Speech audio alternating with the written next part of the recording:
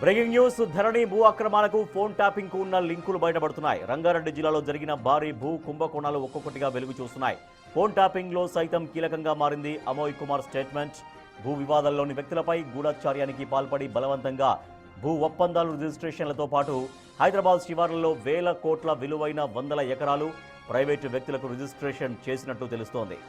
IAS ఈడీకి ఇచ్చిన స్టేట్మెంట్తో ఈ phone tapping వ్యవహారం వెలుగులోకి వచ్చింది. అయితే ఇప్పటికే అమోయ్ కుమార్ స్టేట్మెంట్ ఆధారంగా సంతోష్ రావు కేసీఆర్లకు సిట్ నోటీసులు ఇచ్చింది, విచారణ జరిపింది. ఈ ధరణి అక్రమాల వ్యవహారంపై సైతం సిట్ ఆరా తీస్తోంది. గత ప్రభుత్వంలో నల్గొండ, హైదరాబాద్, రంగారెడ్డి, మేడ్చల్, మల్కాజ్గిరి కలెక్టర్గా పనిచేశారు అమోయ్ కుమార్.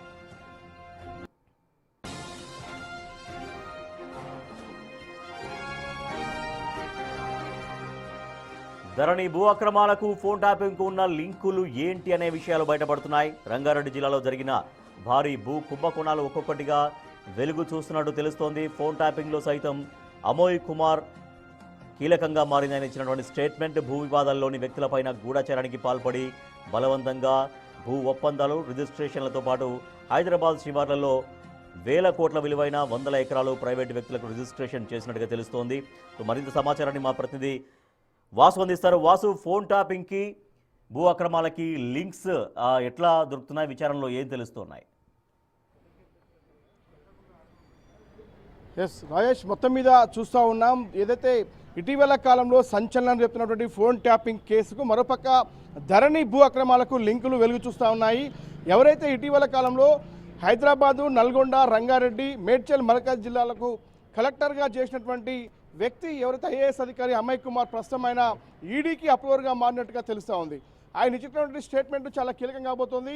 ఎందుకంటే ఫోన్ ట్యాపింగ్ను కూడా అడ్డం పెట్టుకొని గూఢచార్యానికి పాల్పడి పెద్ద ఎత్తున కూడా భూములు కాజేశారు. రంగారెడ్డి జిల్లాకు సంబంధించినటువంటి విషయంలో కావచ్చు, భూదాన్ భూములతో పాటు ప్రభుత్వ భూములతో పాటు అసలు రిజిస్ట్రేషన్ నెంబర్ లేనటువంటి భూములకు ఎక్స్టెన్షన్ ల్యాండ్లకు కూడా సర్వే నెంబర్లు సృష్టించి చాలా పెద్ద ఎత్తున వేల ఎకరాలు కాజేసి వేల కోట్ల రూపాయలు కొల్లగొట్టిన నేపథ్యానికి సంబంధించి కూడా, అంటే ఫోన్ ట్యాపింగ్ కేసుకు సంబంధించి కూడా కొంతమంది ఆ భూములతో సంబంధాలు ఉన్నటువంటి వ్యక్తులు మరోపక్క ఐఏఎస్ అధికారికి సంబంధించినటువంటి ఫోన్ ట్యాప్ చేసి అతన్ని బెదిరించి ఈ యొక్క భూ అక్రమాలకు పాల్పడ్డారు. అక్రమ రిజిస్ట్రేషన్లకు, అంటే వందల ఎకరాల ప్రభుత్వ భూములు ప్రైవేటు వ్యక్తులకు రిజిస్ట్రేషన్కు చేసిన అంశానికి సంబంధించి కూడా ఒక కొత్త కోణం వెలుగు చూస్తూ ఉంది.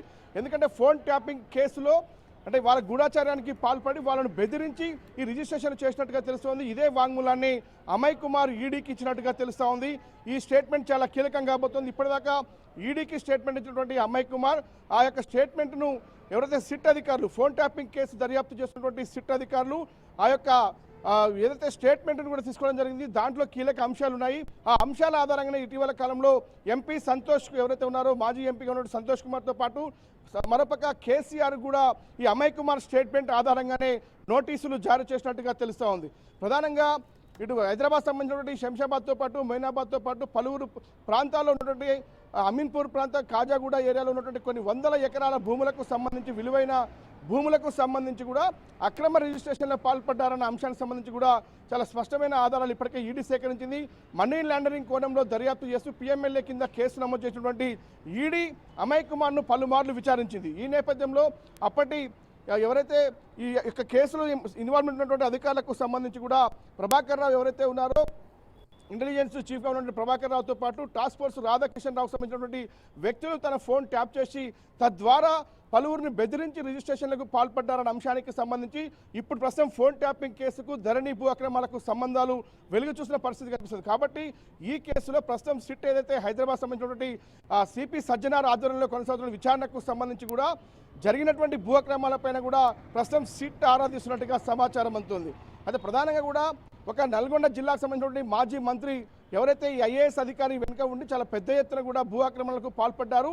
అతని పోస్టింగ్ల విషయంలో నల్లగొండ జిల్లా కలెక్టర్గా ఉన్నటువంటి వ్యక్తిని, తర్వాత రంగారెడ్డి, తర్వాత హైదరాబాదు, తర్వాత ఏదైతే మేడ్చల్, మల్కాజ్గిరి కూడా అతని మంచి కీలకమైన పోస్టుల్లో ఉండి నగర శివారు ప్రాంతాల్లో ఉన్నటువంటి అనేక భూములు కాజేసేందుకు కుట్ర పన్నారు. దీంట్లో ఫోన్ ట్యాపింగ్ కూడా చాలా ఇన్వాల్వ్ అయ్యి ఉంది. కాబట్టి ఫోన్ ట్యాపింగ్కు మరోపక్క ధరణి భూ అక్రమాలకు సంబంధించి కూడా లింకులు ఉన్నాయన్న విషయాన్ని అమయ్ కుమార్ తన స్టేట్మెంట్లో ఇవ్వడం జరిగింది. అయితే ప్రస్తుతం ఇప్పుడు మాజీ ప్రభుత్వంలో ఉన్నటువంటి పెద్దలకు సంబంధించి అమయ్ కుమార్ స్టేట్మెంట్ తలనొప్పిగా మారింది. ఆయన ప్రస్తుతం ఈడీకి అప్రూవర్గా మారినట్టుగా సమాచారం అందుతుంది. ఆయన ప్రభుత్వం దగ్గర అప్రూవర్గా మారితే మరోపక్క సిట్ కూడా అమయ్ కుమార్ స్టేట్మెంట్ రికార్డ్ చేసే అవకాశం ఉంది. ఎవరి ఒత్తిడి మేరకు రిజిస్ట్రేషన్లు చేశారు, ప్రభుత్వ భూముల అన్యాక్రాంతానికి సంబంధించి ఎవరెవరు మీకు ఆదేశాలు జారీ చేశారు అన్న అంశానికి సంబంధించి అమయ్ కుమార్ స్టేట్మెంట్ను కూడా అవసరమైతే సిట్టు సేకరించే అవకాశం కనిపిస్తూ ఉంది. ఇది Right. ప్రభుత్వానికి సంబంధించి కూడా వేల కోట్ల రూపాయల ప్రభుత్వ ఆస్తిని సంబంధించి కూడా కొల్లగొట్టిన అంశానికి సంబంధించి ప్రస్తుతం ఫోన్ ట్యాపింగ్ కేసు దర్యాప్తు చేస్తున్న సిట్ కూడా అవసరమైతే ఈ కేసును అంటే భూ అక్రమాలకు సంబంధించినటువంటి వ్యవహారాన్ని కూడా దర్యాప్తు చేసే అవకాశం ఉంది.